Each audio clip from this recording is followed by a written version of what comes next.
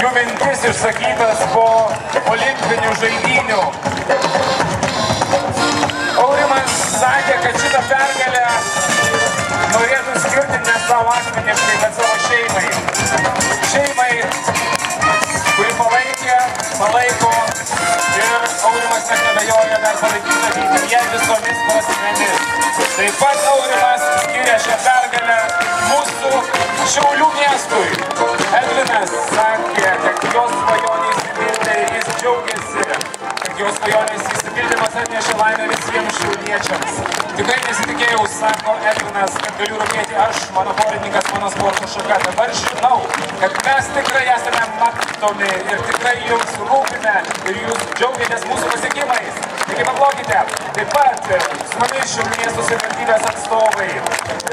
Taip pat ir meras Artūras Visockas drauge žygiuoja ir premjeras Algirdas Butkevičius.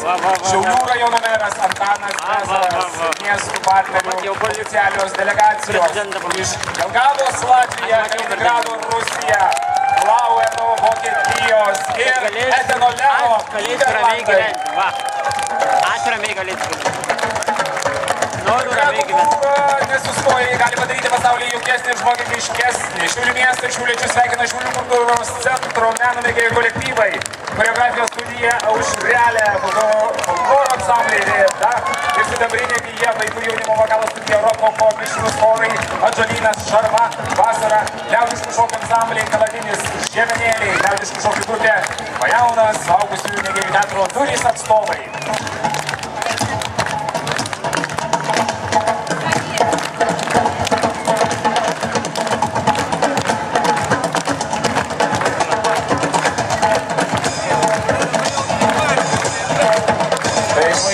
Jaunimo ir garbaus amžiaus senjorams, į kuriuos žiūrėti taip gera ir matyti, ir iš jūsų reikia tikrai pasisemti energijos. Miestas dėl jūsų, gerbiniai ir gerbimosios, yra gyvas. Jūs, vyresniai, perdodate savo energiją jaunesniesiems. Ir taip šis miestas gyvuoja jau 780 metų.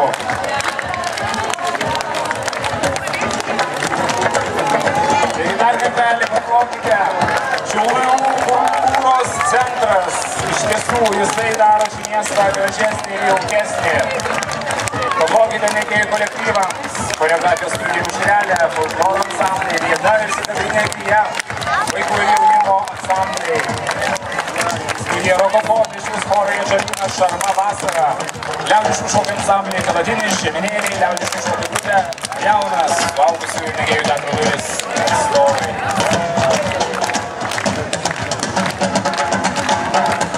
Taip, eisena netingai žygiuoja, nesustoja. Tai mes sveikiname toliau.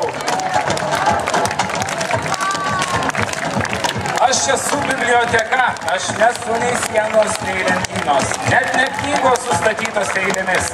Aš esu pasaulio išmintis. Knygose pagauta ir jums jose parengta. Aš esu atviros duris. Tad gerbėmieji Šiauliečiai miesto svečiai, įženkite. Turbūt žinote, kad šie metai paskelbti bibliotekų metais. Bibliotekų metų globėjai yra Lietuvos Respublikos prezidentė Dalia Grybauskaitė.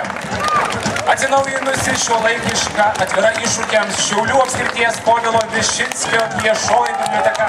Sveikina su švente ir kviečia ateiti, išgirsti, sužinoti, pamatyti, pajusti ir nustebti. Būtent čia įgyvendinami projektai vyksta kultūros edukaciniai